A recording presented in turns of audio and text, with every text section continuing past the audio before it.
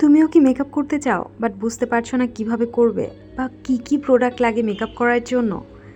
যদি এমনটা হয় তাহলে এই ভিডিওটি তোমার জন্যই। ভিডিওটি শেষ পর্যন্ত দেখো, আশা করি অনেকখানি উপকৃত হবে। তো মেকআপ করার প্রথম স্টেপ হচ্ছে ক্লিনজিং, যেটা আমি আগেই করে নিয়েছি। ফেসটাকে ভালোভাবে ক্লিন, দেন হচ্ছে টোনিং। ফেসটাকে টোনিং করে নিতে হবে একটি রোজ ওয়াটার বা যে কোনো টোনার দিয়ে according to your skin type. তো আমি আমার ফেসটাকে টোনিংও করে নিয়েছি। দেন অ্যাপ্লাই করে নিতে হবে একটি ময়শ্চারাইজার। যদি তোমার অয়েলি স্কিন হয় তাহলে জেল বেস যে কোনো ময়শ্চারাইজার, লাইট ময়শ্চারাইজার অ্যাপ্লাই করে নেবে, বাট খুবই অল্প অ্যামাউন্টে। আমার ফেসটা অনেক বেশি ড্রাই, যার জন্য আমি একটি থিক ময়শ্চারাইজার অ্যাপ্লাই করেছি, আর পরিমাণটা একটু বেশি নিয়েছি কারণ আমার ফেসটা অনেক বেশি ড্রাই। দেন ময়শ্চারাইজারটাকে ভালোভাবে ফেসে অ্যাপ্লাই করে নিতে হবে। ময়শ্চারাইজারটা ফেসে অ্যাবজর্ব হওয়ার জন্য কিছুক্ষণ ওটাকে ছেড়ে রেখে দিতে হবে। ময়শ্চারাইজারটি ভালোভাবে ফেসে অ্যাবজর্ব হয়ে যাওয়ার পর দেন অ্যাপ্লাই করে নিতে হবে একটি প্রাইমার। অবশ্যই খেয়াল রাখতে হবে যে প্রোডাক্টগুলো যেন তোমার স্কিন টাইপ অনুযায়ী ব্যবহার করছো, এটা অবশ্যই খেয়াল রাখবে। দেন প্রাইমারটাকেও ভালোভাবে ফেসে মাসাজ করে লাগিয়ে নিতে হবে। সেটি অ্যাবজর্ব হয়ে যাওয়ার পর অ্যাপ্লাই করে নিতে হবে একটি ফাউন্ডেশন। ফাউন্ডেশনটি অনেক বেশি অ্যামাউন্ট না লাগিয়ে অল্প অ্যামাউন্ট নিয়ে আঙুলের সাহায্যে ডট ডট করে পুরো ফেসে ভালোভাবে লাগিয়ে নিতে হবে। এতে করে মেকআপটা ব্লেন্ড করতে অনেক বেশি সুবিধা হবে আর মেকআপটা অনেক বেশি ফিনিশ লুক দেবে। একটি ভেজা বিউটি ব্লেন্ডার দিয়ে আমার মেকআপটাকে সেট করে নেব। অবশ্যই এটা খেয়াল রাখতে হবে যে বিউটি ব্লেন্ডার যেন পরিষ্কার পরিচ্ছন্ন হয়, কারণ বিউটি ব্লেন্ডার ক্লিন না থাকলে মেকআপটা কালো হয়ে যায়। সো বিউটি ব্লেন্ডারকে অবশ্যই ক্লিন রাখতে হবে। দেন ক্লিন বিউটি ব্লেন্ডার দিয়ে মেকআপটাকে আস্তে আস্তে করে ড্যাব ড্যাব করে সেট করে নিতে হবে।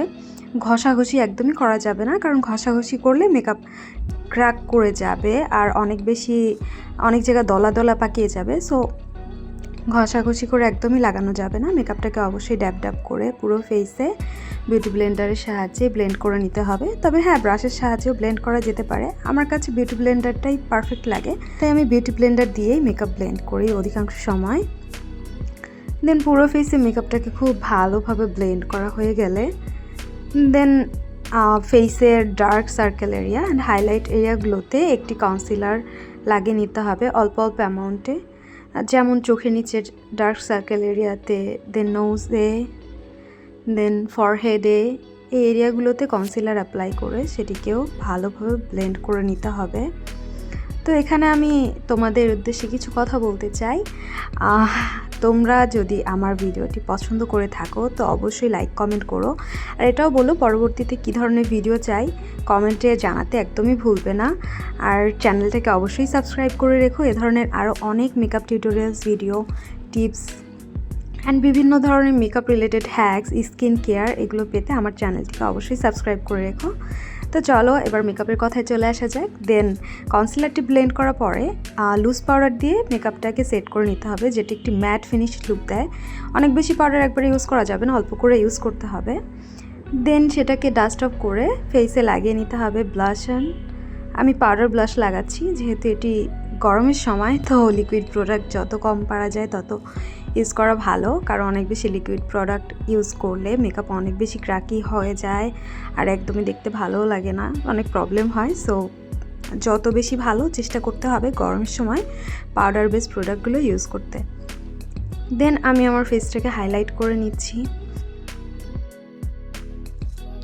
হাইলাইটার অ্যাপ্লাই করলে মেকআপে অন্যরকম একটা গ্লো চলে আসে, তবে এটা খেয়াল রাখতে হবে কোনো প্রোডাক্টই যেন অনেক বেশি অ্যাপ্লাই করা না হয়, তাহলে সেটা দেখতে আসলে অতটা ভালো লাগে না। তো পরিমাণ মতো অল্প অল্প করে অ্যাপ্লাই করতে হবে প্রোডাক্টগুলো, যাতে করে মেকআপটা অনেক বেশি ভালো ফিনিশ লুক দেয়।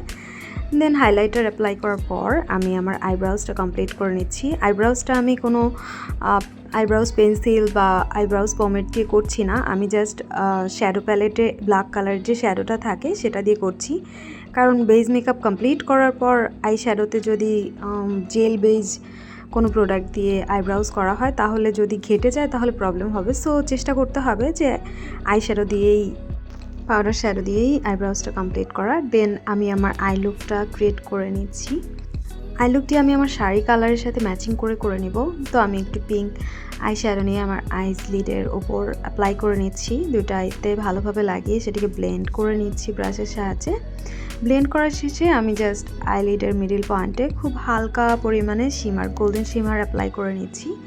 দেন আমি আমার আইসের বো বোন অ্যান্ড ইনার কর্নার হাইলাইট করে নিচ্ছি।